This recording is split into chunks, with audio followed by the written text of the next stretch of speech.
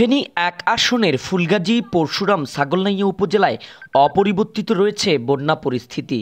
গত ৩ দিনের ভারী বর্ষণে মুহুরী, কহুয়া, সিলোনিয়া নদীর বাঁধে ১০টি স্থানে ভাঙনের ফলে লোকালয়ে ঢুকেছে পানি। পানিবন্দী হয়ে পড়েছে ৩ উপজেলার হাজার হাজার মানুষ। ভারত থেকে নেমে আসা উজানের পানিতে তলিয়ে গেছে মৎস্য চাষিদের মাছের ঘের, মাঠে সদ্য রোপণকৃত আমনের চারা। এরই মধ্যে সামর্থ্যবান ব্যক্তি এবং দলীয় নেতাকর্মীদের বন্যার্তদের পাশে দাঁড়ানোর আহ্বান জানিয়েছেন এক আসনের সংসদ সদস্য আলাউদ্দিন আহমেদ চৌধুরী নাসিম।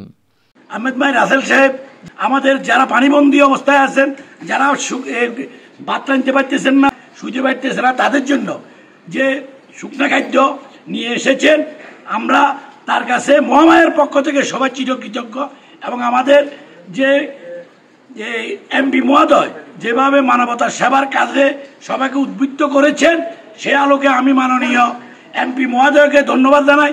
সংসদ সদস্য আলাউদ্দিন আহমেদ চৌধুরী নাসিমের এমন আহ্বানে সাড়া দিয়ে ত্রাণ সামগ্রী নিয়ে বন্যার্ত মানুষের পাশে দাঁড়িয়েছেন চট্টগ্রাম কোস্টাল ক্যারিয়ার লিমিটেডের চেয়ারম্যান আহমেদ মাহি রাসেল।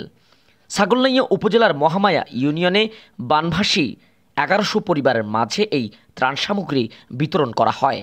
উনি একজন মানবিক সংসদ সদস্য হয়ে উনি আমাকে বা আরও অনেক আমাদের এলাকার যারা গণ্যমান্য ব্যক্তি, ব্যবসায়ী, রাজনীতিবিদ, সবার প্রতি নির্দেশনা রয়েছে ওনার যে বানভাসী মানুষের পাশে দাঁড়ানোর জন্য।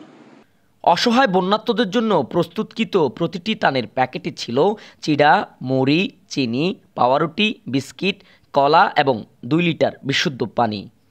তানবীর চৌধুরী, অনুসন্ধান 24, ফেনী।